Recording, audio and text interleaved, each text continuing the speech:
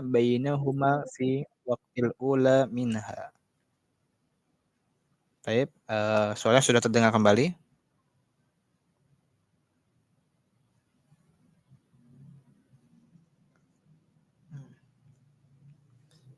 Baik, kita eee, lanjutkan ya. Di bab qasr salat ya dan jama'. Di sini disebutkan wa yajuzu lil musafiri qasrus salatil ruba'iyyati bi khamsi syara'id ya. Seorang musafir itu boleh mengqasr salat yang jumlahnya 4 rakaat ya. Seorang musafir boleh mengqasar itu berarti meringkas, meringkas salat yang berjumlah 4 rakaat. Misalkan 4 menjadi ringkas menjadi 2 rakaat. Dengan 5 syarat ya. Mengqasar salat bagi orang musafir itu boleh dengan 5 syarat. Apa saja? Yang pertama adalah ayyakuna safaruhu fi ghairi ma'siyatin.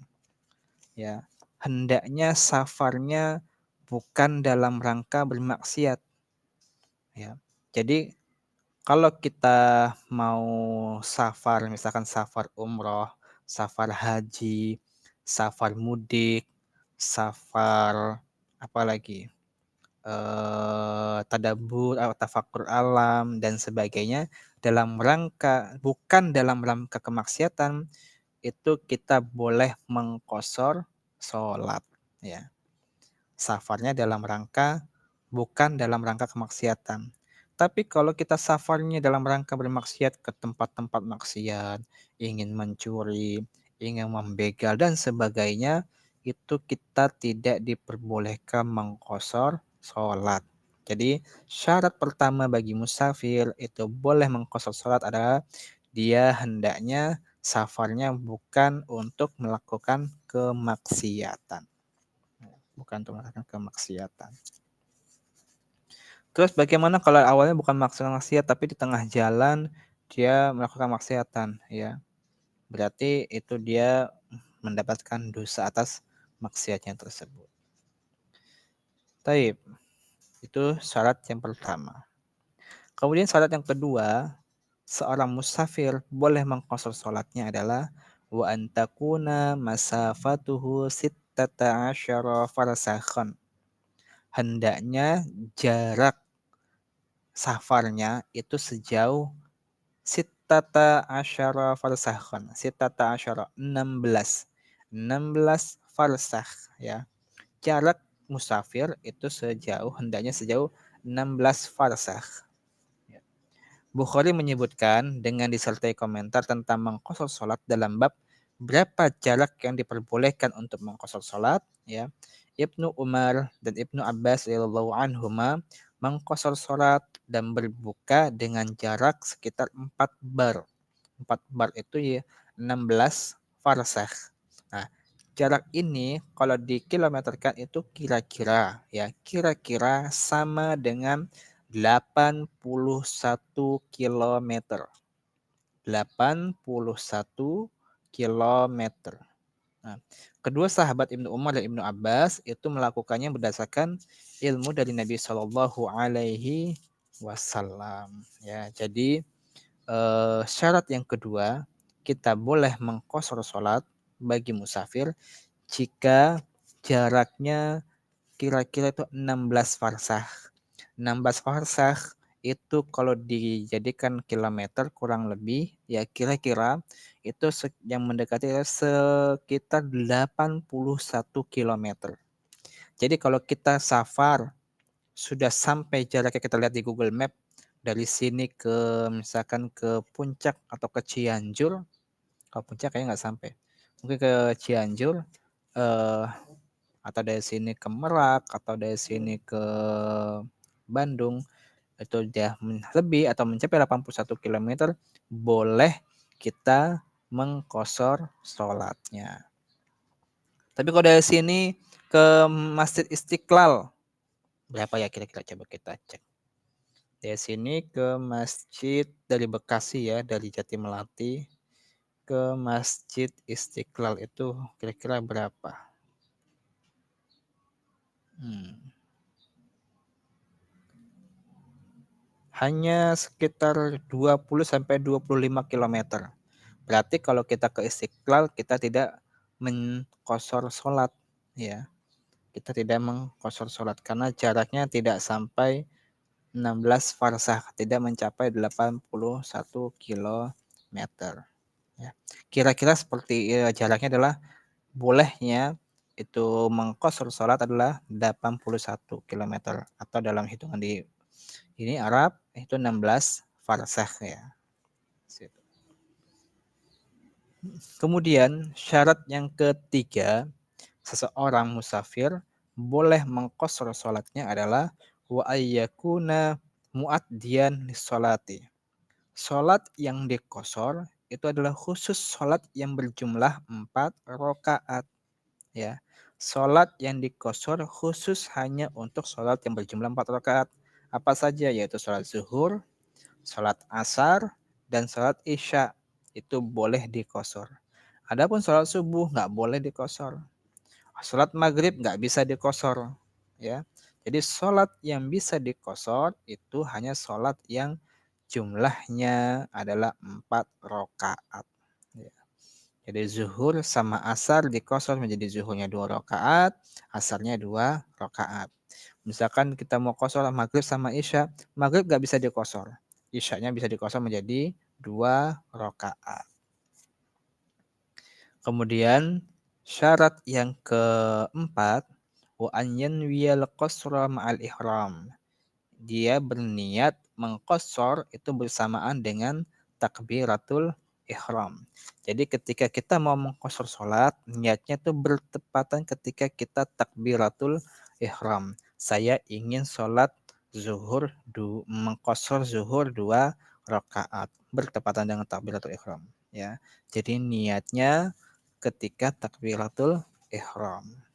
Dan yang kelima syaratnya adalah wa alla ya'tamma bimuqimin ya. Kita orang yang bermusafir itu tidak bermakmum kepada orang yang mukim atau orang yang tidak melakukan safar ya. Jadi dia boleh mengqashar salat menjadi 2 rakaat 2 rakaat kalau dia tidak bermakmum. Kalau kita seorang musafir misalkan kita perjalanan, ke suatu daerah, sampai sana kita ada sholat, misalkan, sholat zuhur ya, atau sholat asar lah ya. Sholat asar, kita sampai di suatu tempat jauh, dan di situ dikumandangkan azan dan iqomah, kita melakukan sholat bersama imam di masjid tersebut. Sedangkan kita seorang musafir, maka kita tidak boleh dalam keadaan bermakmum kepada imam di mukim tersebut, kita mengqashar salat menjadi 2 rakaat. Tidak boleh. Yang ada kita tetap melaksanakan sholat bersama imam dengan jumlah yang sesuai dengan imam. Karena kita tidak boleh mengqashar salat bersama imam yang mukim. Jadi seperti itu. Jadi syarat yang kelima adalah tidak bermakmum kepada orang yang mukim, orang yang tidak melakukan safar.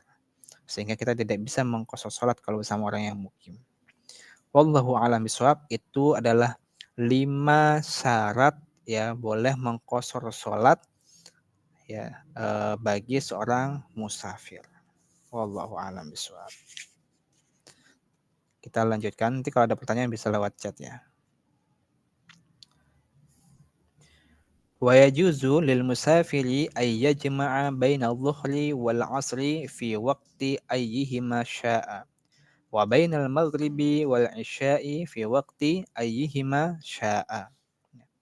Diperbolehkan ya bagi musafir ayyajma'a itu menjamak atau mengumpulkan baina dhuhri wal asri, antara salat zuhur dan salat asar, fi waqti ayyihima syaa ya, fi waqti dalam waktu, pada waktu ayyihima syaa, terserah kapan saja dimanapun ya. Jadi boleh bagi musafir untuk menjamak sholatnya antara sholat zuhur dan asar di waktu manapun yang dia inginkan. Ayyihima syaa, yang dia inginkan. Jadi kalau saya mau menjamak sholat zuhur dan asar dilaksanakannya ketika zuhur, boleh. Zuhur dan asar dijamak ketika waktu asar, boleh. Ya, mau di awal maupun di akhir itu diperbolehkan. Ya. Wa bainal maghribi wal isya'i fi waqti ayyihima sya'a, dan antara salat maghrib dan salat isya di waktu manapun yang dia inginkan di antara keduanya itu diperbolehkan. Ya, diperbolehkan. Mungkin kalau kita itu dengar adalah istilah ada jamak takdim, ada jamak takhir. Kalau jamak takdim eh,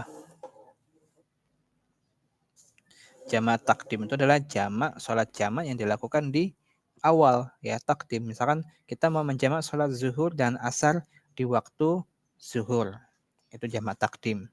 Kalau jamak takdim kita pengen menjamak sholat zuhur sama asar di waktu asar, itu jamak takhir, ya. Jadi boleh bagi musafir itu menjamak sholat antara zuhur dan asar atau maghrib dan isya. Boleh mau di waktu takdim atau takhir. Kalau takdim di awal waktu, takhir di akhir waktu. Tapi eh, dalam jamak takdim itu ada syarat, ya. Dalam jamak takdim itu ada syarat. Ya. Syaratnya adalah yang pertama meniatkan untuk berjamak, ya, antara maghrib dan isya atau zuhur dan asar di awal waktu, ya, maghrib dan isya. Kemudian syarat yang kedua itu harus dilakukan secara berurutan, ya.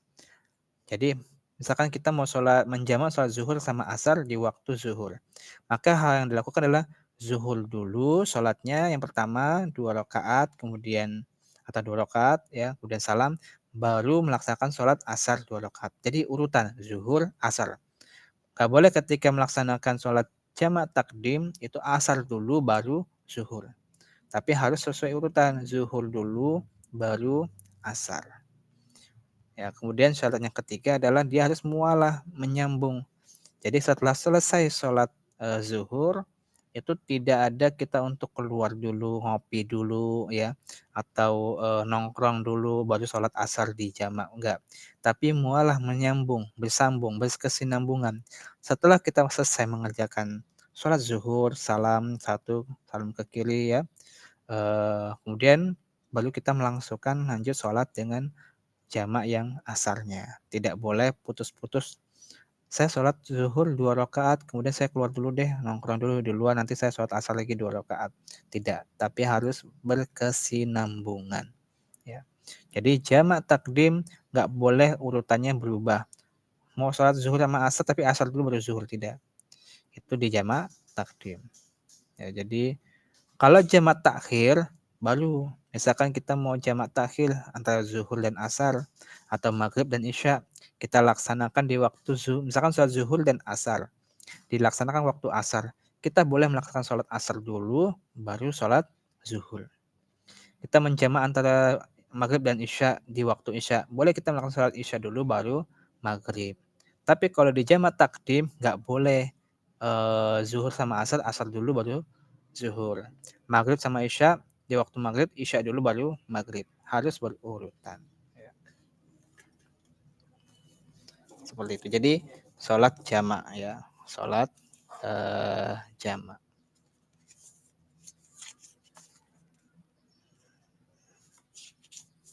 Kemudian wa yajuzu lil hadiri fil matari ay yajma'a bainahuma fi waqtil ula, ya. Boleh bagi orang yang mukim itu menjamak antara zuhur dan asar, ya, serta maghrib dan isya, ya. Itu menjamaknya ketika turun hujan di waktu pertama sholat tersebut, ya. Jadi bagi kita yang mukim itu kita boleh menjamak zuhur dan asar, maghrib dan isya pada waktu pertama sholat tersebut. Misal sholat maghrib dan isya, ya, kita sholat di sholat maghrib. Ketika sholat hujan deras, sangat deras sekali, ya. Ketika sholat itu masih deras, setelah salam masih hujan juga, itu boleh bagi kita itu yang mukim menjamak sholatnya. Misalkan ketika kita sholat di Al-Islam, kajian malam Ahad, ya, kita mau sholat maghrib, kondisi hujan deras. Setelah sholat maghrib itu boleh kita menjamak dengan isya, maghrib dan isya di masjid, ya, ketika kondisi hujan, ya. Jadi menjamak antara zuhur dan asar atau maghrib dan isya ketika turun hujan, ya. Jadi diperbolehkan. Tapi kalau secara mungkin kalau zuhur dan asar waktu kan panjang, ya, hujan mungkin nggak terlalu lama juga, atau mungkin dahulu kalau di zaman dahulu padang pasir atau apa mungkin jalan sangat kesusahan, panas, atau kalau panas kepanasan, debu, kalau hujan jalannya becek. Tapi kalau maghrib dan isya itu sangat memungkinkan, ya, sangat memungkinkan melakukan jamak mator atau jamak hujan, ya, jamak karena hujan. Karena waktunya yang sedikit antara maghrib dan isya. Kalau tidak dijamak, kondisi hujan deras, harus pulang dulu, sehingga nanti ketika sholat isya, azan, kita balik lagi akan kesulitan. Maka diperbolehkan, ya, disunahkan melaksanakan jamak mator atau jamak hujan, ya. Jadi seperti itu, ya. Jadi boleh bagi dalam bahasa Syafi'i, kata Nabi Syafi'i disebutkan boleh bagi orang yang mukim menjamak antara zuhur dan asar atau maghrib dan isya ketika turun hujan di waktu pertama. Turun hujannya, ya, yang mana dibolehkan itu kalau hujannya itu bisa menyulitkan bagi jamaah untuk berangkat ke masjid kembali. Tandanya seperti apa? Misalkan kalau kita melewati hujan, baju kita menjadi basah, pakaian kita menjadi kotor terkena dengan genangan-genangan air.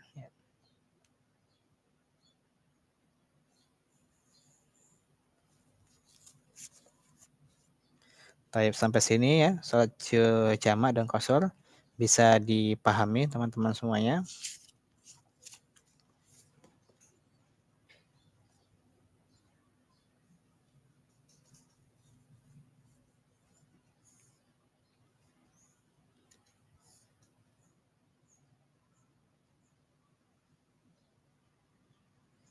Baik, ini sebelum kita lanjutkan ke dalam bab sholat Jumat, kita jawab dulu pertanyaan. Sudah ada pertanyaan. Afan Ustadz izin bertanya, makna dari meriwayatkan ya, secara mu'allak. Ini berarti berkaitan dengan hadis, ya. Diriwayatkan secara mu'allak. Berarti ada yang terputus riwayatnya. Ya, secara mu'allak itu ada yang terputus sanatnya. Sehingga ada rawi-rawinya, ada satu rawi yang mungkin terputus, ya. Seorang mengatakan Rasulullah Shallallahu Alaihi Wasallam bersabda, tapi tidak menyebutkan riwayatnya siapa. Ya, itu namanya meriwayatkan secara mu'allak. Dan hukum hadis ini secara mu'allak, itu hadis mu'allak adalah dianggap do'if, ya, dianggap lemah karena tidak memenuhi syarat dari hadis sahih. Ya, syarat hadis sahih adalah tersambungnya sanad. Sedangkan mu'allak itu ada yang terputus perawinya, ya. Periwayatannya ada yang terputus. Tapi hadis mu'allak itu bisa menjadi sahih, ya, jika ditemukan sanad yang menyambung, ya, dari jalur lain, ya. Sanad yang menyambung dari jalur lain hingga ke Rasulullah SAW. Ya, jadi makna dari meriwayatkan secara mu'allak adalah dia meriwayatkan hadis itu perawinya ada yang terputus dan dianggap, dan statusnya hadis tersebut adalah dhaif, lemah. Hadis mu'allak bisa menjadi sahih jika ada riwayat lain yang jalurnya nyambung kepada Rasulullah Shallallahu Alaihi Wasallam. Wallahu alam bishawab.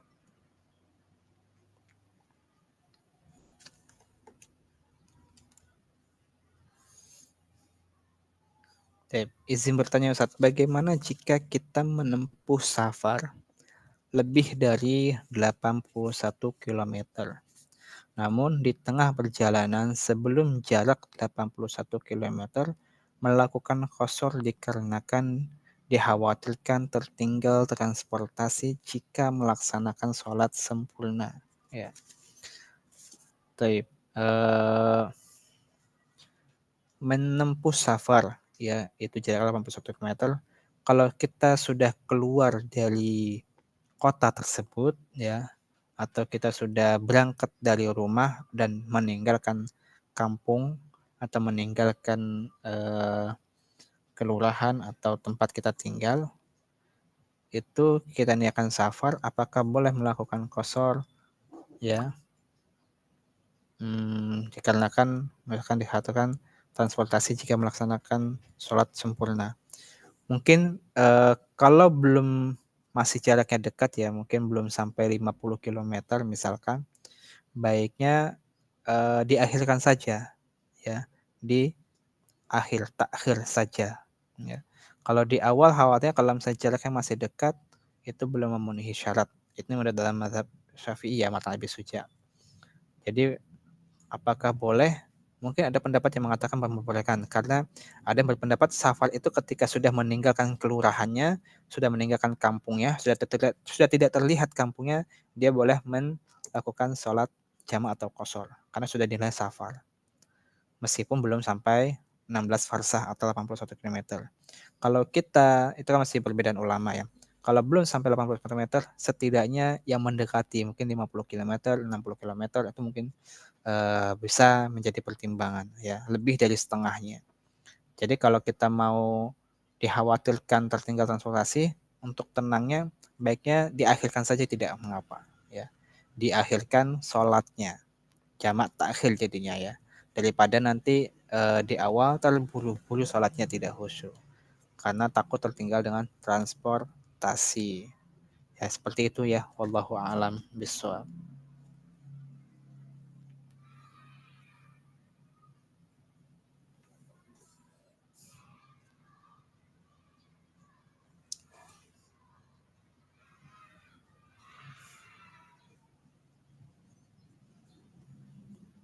Oke, kita lanjutkan.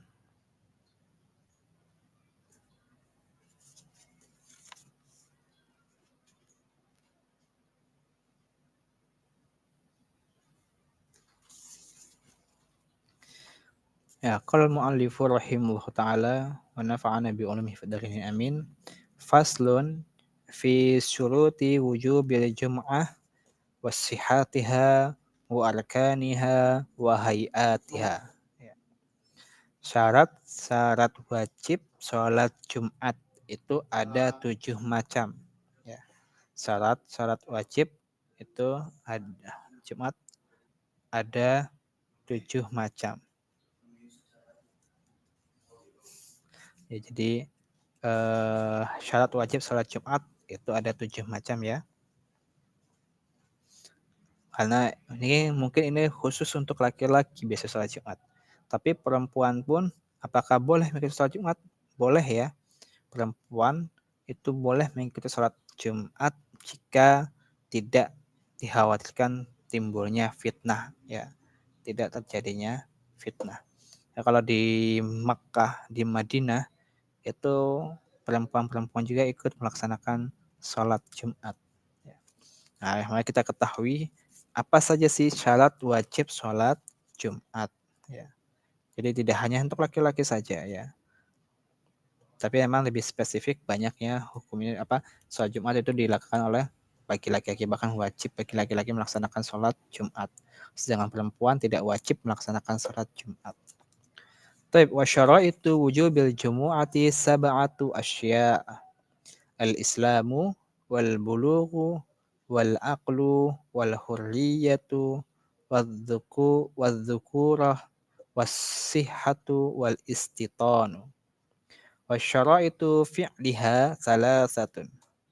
An takunal baladu misran kanat aw qaryatan wa ay yakunal adadu arba'ina min ahlil jumu'ati wal waqtu baqin fa in kharajal waqtu aw udimatis syurutu sulliyat zuhran wa farailuha thalathatun khutbatani yaqumu fihima wa yajlisu bainahuma wa an tusalla raq'ataini fi jama'atin wa hay'atuha arba'un al-ghuslu wa tanziful jasadi wal lubsu thiyabi al-biyad wa akhdhu dhuhri wat tib wa yustahabbul insatu fi waqtil khutbah wa man dakhala wal imamu yakhtub shalla raq'ataini khafifataini thumma yajlisu. Bab salat Jumat. Bab salat Jumat. Fi syuruti wujubil jumu'ati sab'ata asyar. Syarat wajib salat Jumat itu ada 7. Sab'atu asya'a. Apa saja? Yang pertama adalah al-Islam. Ya, beragama Islam. Kalau bukan agama Islam berarti dia tidak diwajibkan salat Jumat. Yang kedua wal bulugh, yaitu sudah balik. Kalau belum balik tidak wajib. Ya, kalau sudah balik wajib bagi laki-laki melaksanakan salat Jumat. Wal aqlu, yaitu berakal. Orang gila, orang pingsan, orang kesurupan tidak wajib melaksanakan sholat Jumat, ya, karena sejatinya dia atau orang yang mabuk, ya, mabuk sejatinya mereka sedang hilang akalnya. Orang yang berakal dalam keadaan sehat walafiat dia wajib melaksanakan sholat Jumat. Yang keempat wal hurriyatu, dia orang yang merdeka, bukan seorang budak. Orang yang merdeka wajib melaksanakan sholat Jumat. Wadzukurah, yang kelima dzukurah, laki-laki. Jadi wanita, perempuan tidak wajib.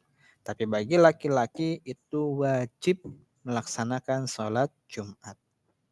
Dan syarat yang keenam adalah wasihah, yaitu sehat.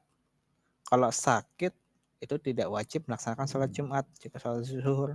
Tapi bagi yang sehat itu wajib melaksanakan sholat Jumat. Dan yang ketujuh wal istitonu, ya, istitonu dia adalah orang yang mukim. Bagi yang musafir tidak wajib sholat Jumat, tapi bagi mukim wajib.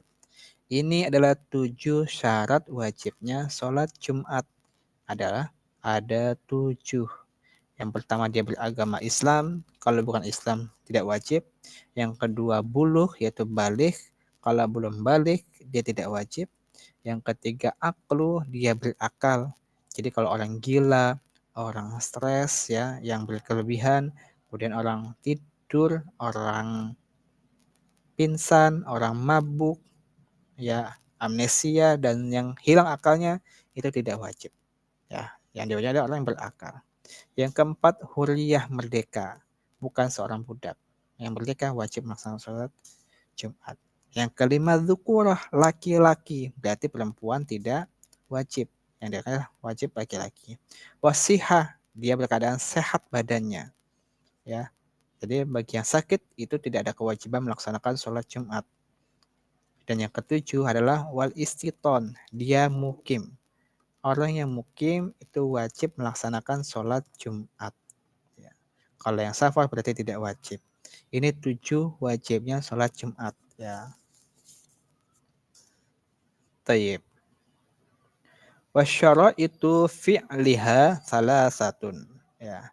Syarat pelaksanaan sholat Jumat itu ada 3 macam syaratnya, ya. Yang pertama adalah antakunal baladu misron kanat au qaryatan. Yaitu tempat pelaksanaannya itu di kota atau di desa, ya. Pelaksanaannya bisa di kota atau di desa. Yang kedua ayakunal adadu, bentar. Yang pertama di kota atau di desa. Jadi kalau misalkan di hutan, kemudian di sawah atau di kebun atau di uh, taman yang banyak kebunnya itu tidak masuk syarat melaksanakan sholat Jumat. Sholat Jumat itu dikatakan di kota atau di desa, ya, bukan di hutan. Syarat yang kedua adalah wa ayyakunal adadu arba'ina min ahlil jumu'ati. Hendaknya jumlahnya ya itu mencapai 40 orang. Jadi jumlah orang yang mengerjakan sholat itu hendaknya sebanyak 40 orang ya. Ini dalam madzhab Syafi'i ya, mata Abi Suja menyebutkan hendaknya syarat yang kedua pelaksana sholat Jumat adalah mencapai 40 orang ya, sebanyak 40 orang. Kalau kurang dari itu bagaimana? Dalam mazhab lain membolehkan. Tapi kalau dalam mazhab Syafi'i minimal dia 40 orang. Kemudian syarat yang ketiga dalam melaksanakan sholat, dalam pelaksanaan sholat Jumat adalah wal waktu baqin ya. Fa in kharajal waktu aw udimatis syurut suliyat zuhra. Yang ketiga adalah waktu pelaksanaannya itu berlangsung pada waktu zuhur. Ya, waktu salat Jumat itu pelaksanaan waktu zuhur, bukan waktu eh, maghrib ya, atau isya atau asar tidak. Tapi salat Jumat itu waktunya siang. Ya, zuhur. Fa in kharajal waktu aw udimatus syurut. Jika waktunya telah berlalu atau syarat-syaratnya tidak terpenuhi, maka suliyat zuhran, dikerjakannya sholat zuhur. Waktu zuhur sudah lewat, sholat Jumat sudah tidak terpenuhi, maka bagi seseorang tersebut dia hanya melakukan sholat zuhur, tidak melaksanakan sholat Jumat. Ya. Jadi itu 3 syarat pelaksanaan sholat Jumat. Atau kita lanjutkan, itu 3 syaratnya. Kemudian itu syarat pelaksanaannya. Kemudian bagaimana rukun-rukunnya. Ya, sholat Jumat juga ada rukun-rukunnya. Wa qaraiduha salasa. Rukun atau fardu sholat Jumat itu ada 3. Syarat rukun yang pertama dalam sholat Jumat atau pelaksanaan sholat Jumat adalah khutbatani yaqumu fihima wa yajlisu bainahuma. Yaitu ada 2 khutbah yang dilaksanakan dengan berdiri. Ya, dilaksanakan dengan berdiri yang pertama. Ya, jadi 2 khutbah. Khutbah pertama berdiri, salam, kemudian salam kan azan. Kemudian muqaddimah sampai dia tutup, dia duduk, kemudian berdiri untuk yang kedua. Khutbah yang kedua dia berdiri, doa, kemudian ditutup. Jadi fardu atau rukun sholat Jumat yang pertama adalah pelaksanaannya ada 2 khutbah di dalam sholat. Jadi nggak boleh atau nggak sah kalau kita sholat Jumat itu tidak ada khutbah kedua. Ya, kita salam, azan, kemudian kita muqaddimah, khutbah sampai selesai, salam, kemudian langsung sholat Jumat. Tidak. Tapi duduk sejenak, kemudian kita khutbah lagi ya, seorang khatib berdiri lagi melaksanakan khutbah yang kedua, baik dengan ada kesimpulan atau isi atau langsung doa juga boleh. Tapi rukun yang pertama adalah adanya 2 khutbah yang dilaksanakan dengan berdiri. Kemudian yang kedua adalah wa yajlisu bainahuma, duduk di antara 2 khutbah. Jadi tadi pas khutbah pertama selesai kita duduk sejenak, itu juga rukun, kemudian baru khutbah yang kedua. Dan rukun yang ketiga adalah wa antusalla rakaataini fi jamaah. Salat 2 rakaat secara berjamaah. Jadi rukun salat Jumat itu ada 3. Yang pertama adalah adanya 2 khutbah yang dilaksanakan dengan berdiri, khutbah pertama dan khutbah yang kedua. Kemudian rukun yang kedua adalah adanya duduk di tengah-tengah khutbah 1 dan 2. Ya. Di antara 2 khutbah ada duduk sejenak. Dan rukun yang ketiga adalah melaksanakan sholat 2 rakaat secara berjamaah setelah selesai khatib menyampaikan khutbahnya. Itu adalah rukun-rukun sholat jamaah. Baik. Setelah syarat wajib, syarat pelaksanaan, rukun pelaksanaan Jumat, selanjutnya adalah hay'ah. Wa hay'atuha arba'un. Ya. hayat dalam sholat Jumat itu ada 4. Ya, ini hayat yang pernah kita bahas juga dalam rukun-rukun sholat. Ada hayat sholat. Hayat sholat itu seperti tambahan hiasan yang kalau kita tinggalkan itu kita tidak diharuskan untuk sujud sahwi. Wa hayatuha arbaun. Yang pertama adalah al-ghuslu wa tanziful jasad. Ya, mandi membersihkan badan, ya. Yang pertama adalah dalam hayat sholat Jumat adalah mandi dan membersihkan badan. Jadi mandi sholat Jumat, membersihkan pada sholat Jumat itu adalah hukumnya hayat dalam mazhab Syafi'i. Ya, bukan sunnah, bukan rukun, tapi hayat. Ya, mandi dan membersihkan badan. Yang kedua adalah walubsus siyabil bid, memakai pakaian putih, ya. Memakai pakaian putih. Salat Jumat itu sunnah ya. Hayat itu sunnah. Sunnahnya adalah memakai pakaian putih. Kemudian yang ketiga adalah wa akhdhu dhufri, memotong. Akhadha mengambil. Di sini artinya memotong. Zufur ya, kuku. Memotong kuku pada hari Jumat itu adalah sunnah. Sunnah hayat. Ya, memotong kuku. Dan yang keempat adalah watibu. Tib itu adalah memakai wangi-wangian, memakai parfum. Ya, jadi hayat atau sunnah hayat dalam sholat Jumat itu ada 4. Yang pertama adalah mandi dan membersihkan badan. Yang kedua memakai pakaian putih. Yang ketiga memotong kukunya. Dan yang keempat adalah memakai wangi-wangian. Wa yustahabbul insatu fi waqtil khutbah. Nah, disunahkan juga untuk insot, untuk diam ya fi waqtil khutbah pada saat khutbah berlangsung. Ya, pada saat khutbah berlangsung itu disunahkan untuk kita jamaah atau makmum itu untuk diam pada saat khutbah berlangsung. Nah, wa man dakhala wal imamu yakhtub, dan barang siapa yang masuk masjid sedangkan imam sedang khutbah, ya dia terlambat nih misalkan, barang siapa punya masuk masjid dan dia mendapati imam sedang berkhutbah, shalla raka'ataini khafifataini, dan dia ini salat sunnah 2 rakaat, mungkin salat tahiyatul masjid ya atau salat sunnah wudu, maka hendaknya dia mengerjakan salatnya dengan 2 rakaat yang ringan. Ya, 2 rakaat yang ringan.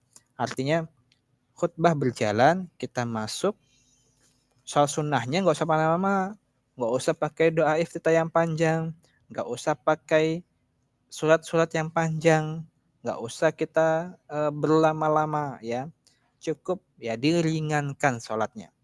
Mungkin iftitahnya pakai yang pendek, al-fatihah, suratnya pakai pendek, al-ikhlas misalkan. Ya, agar dipercepat, diringankan ketika imam sedang khutbah. Agar apa? Agar kita bisa dapat pahala juga mendengarkan khutbah oleh sang khotib. Gitu. Ya, jadi disunnahkan diam ketika waktu khutbah, dan barang siapa atau bagi siapa saja yang masuk dalam masjid dan mendapati imam sedang berkhutbah, maka dia melaksanakan sholat 2 rakaat dengan ringan, diringankan sholat 2 rakaatnya. Summa yajlisu, dan kemudian dia pun duduk ya mendengarkan khatib membaca menyampaikan khutbahnya. Step Allah taala alam biswab. Sampai di sini ya pembahasan sholat Jumat. Ini ada pertanyaan. Afwan Ustadz, izin bertanya, apakah wangi-wangian yang dipakai saat sholat wajib non-alkohol? Sahkah sholat jika kita memakai parfum yang ada alkoholnya? Jazakumullah khairan.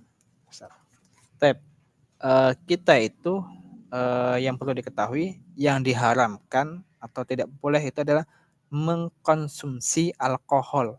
Itu diharamkan. Mengkonsumsi dalam arti kita minum, kita ini ya, mengkonsumsi.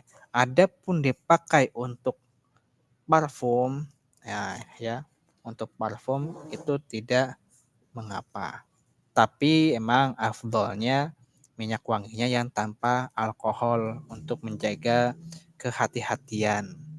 Ya, tapi yang jelas kalau meminumnya, mengkonsumsinya itu haram, nggak boleh. Tapi kalau untuk pakai minyak wangi yang ada alkoholnya, ya itu diperbolehkan. Ya, tidak diharamkan, bukan diminum.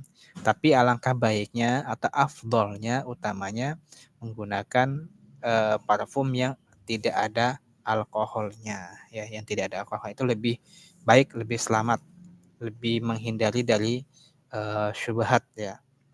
Karena alkoholnya kan emang ada alkohol, tapi kan kita tidak minum ya. Hanya untuk dipakai jadi wangi-wangian saja. Wallahu alam bishawab.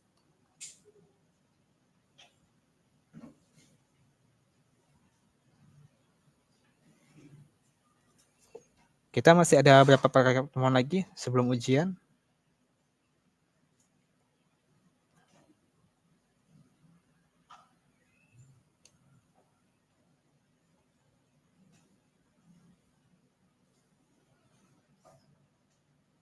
Ujiannya tanggal 2 tanggal 5 Mei ya. Tanggal 1. Berarti masih satu kali lagi. Berarti kita masih bisa menyelesaikan sholat sunnah kayak sholat id, sholat gerhana, sholat istisqa ya, dan sholat jenazah, sholat khauf dan jenazah. Soalnya nanti kita berarti masih satu kali lagi. Ini sekarang tanggal 23. Berarti pertemuan berikutnya tanggal 30, masih ada satu pertemuan lagi. Baik, nanti kisi-kisinya nanti kita sampaikan ya. Masih berkaitan tentang sholat. Ya, berkaitan dengan sholat.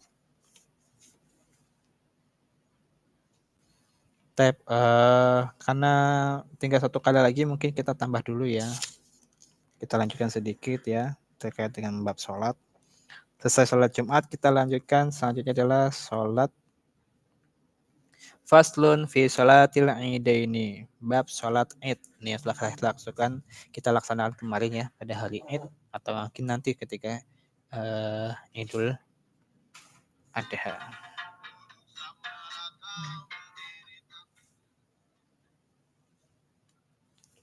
Taib kalau mu'allif rahimahullahu ta'ala wa nafa'ana bi ulumihi fid dharaini amin. Fi sholatil idaini, sholat id. Wa sholatul idaini sunnatun muakkadatun. Wahia raq'atani yukabbiru fil ula sab'an siwa takbiratil ihram. Wa fi thaniyati khamsan siwa takbiratil qiyam. Wa yakhtubu ba'dahuma khutbataini. Wa yukabbiru fil ula tis'an. Wa fi thaniyati sab'an. Wa yukabbaru min ghurubi syamsi min laylatil id ila ayyadkhulal imamu fis shalah.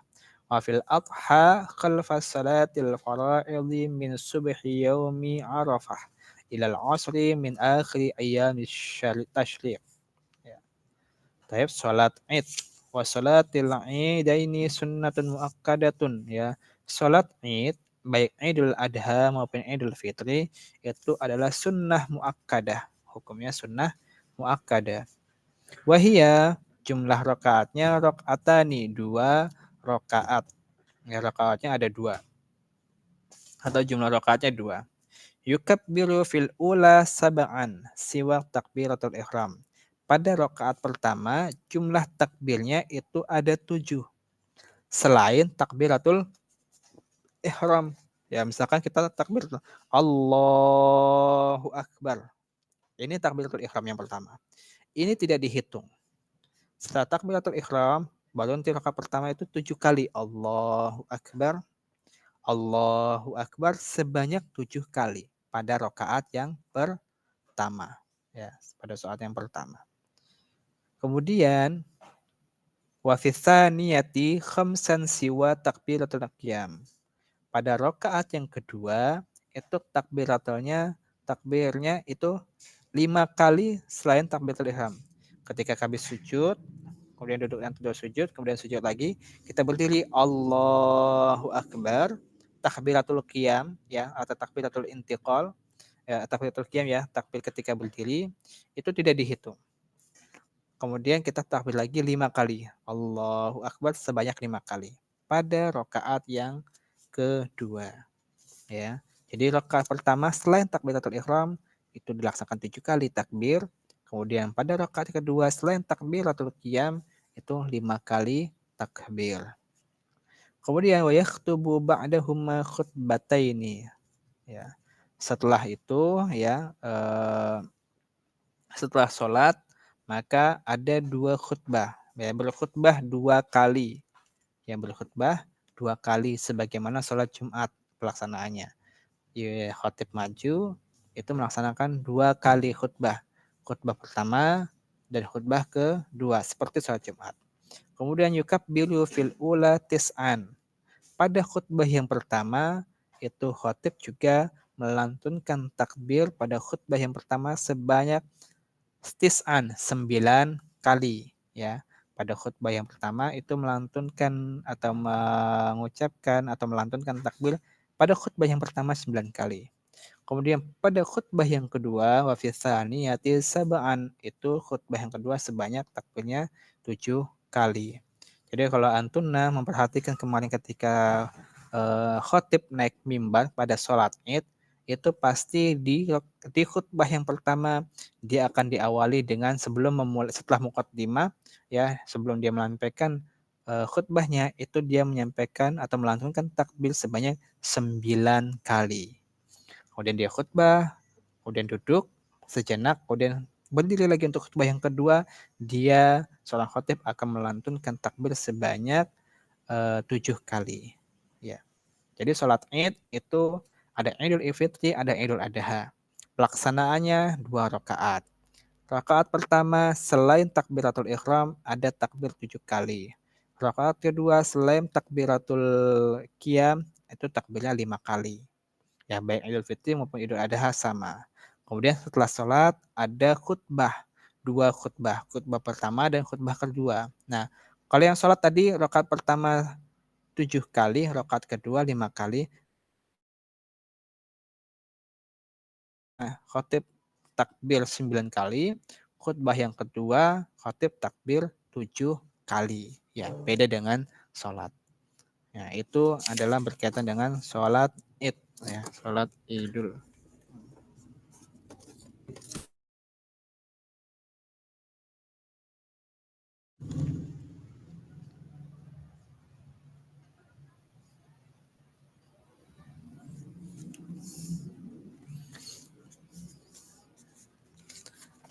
Baik, kita lanjutkan. Wa yukabbiru min ghulubi syamsi min lailatul Id. Ya, hendaknya melantunkan takbir itu semenjak matahari terbenam ya. Min ghurubi syamsi ketika matahari terbenam min lailatul Id pada malam Id ya, pada malam Id ya. Jadi atau pada malam takbiran ya kalau kita nyebutnya. Ila ayyadkhulal imamu fi shalah sampai imam ya itu mengerjakan sholat. Jadi takbiran takbiran itu pada sholat Id ya itu terutama pada sholat Id itu dari malam takbiran ya sampai ketika terbenamnya matahari sampai imam besok melaksanakan sholat Id. Itu takbiran itu sampai Idul Fitri itu sampai hanya imam sholat Id. Setelah sholat Id selesai, imam naik mimbar, itu sudah tidak ada takbiran. Ya, habis sholat nggak usah takbiran lagi ya, itu sholat Id. Kemudian wafil adha khalfa salatil faraidi min subhi min arafah ila al-asri min akhir ayyam tasyrik. Adapun ketika Idul Adha hendaknya melantunkan takbir setiap kali selesai sholat fardu. Habis sholat subuh takbiran, habis sholat zuhur takbiran, habis sholat asar takbiran, habis sholat maghrib takbiran, habis sholat isya takbiran. Ketika setelah sholat Idul Adha sampai kapan melaksanakan takbirnya pada waktu-waktu sholat tersebut semenjak hari subuh, hari Arafah sampai asar pada hari akhir tasyrik ya. Pada Idul Adha ditambah 3 hari-hari tasyrik itu disunnahkan melantunkan takbir pada waktu-waktu sholat faraid ya setelah sholat ya. Jadi berbeda dengan sholat Idul Fitri Idul Fitri waktu takbirannya ketika terbenamnya matahari pada hari terakhir puasa atau malam takbiran sampai hari sholat Id imam naik mimbar selesai takbirannya. Adapun Idul Adha, disunnahkan takbiran itu ketika pada hari Idul Adha, ya, malam Idul Adha atau pada hari Arafah, malamnya atau selesainya di ujung hari Idul Adha, bukan di ujung, semenjak subuh bahkan. Semenjak subuh hari Arafah, ya pada hari subuh hari Arafah, disunnahkan takbir sampai hari tasyrik selesai. Ya, sampai hari akhir tasyrik selesai. Ya, disunnahkan takbiran setiap selesai sholat. Wallahu a'lam bishawab. Ya, itu berkaitan dengan sholat Id. Ya, berkaitan dengan sholat Id.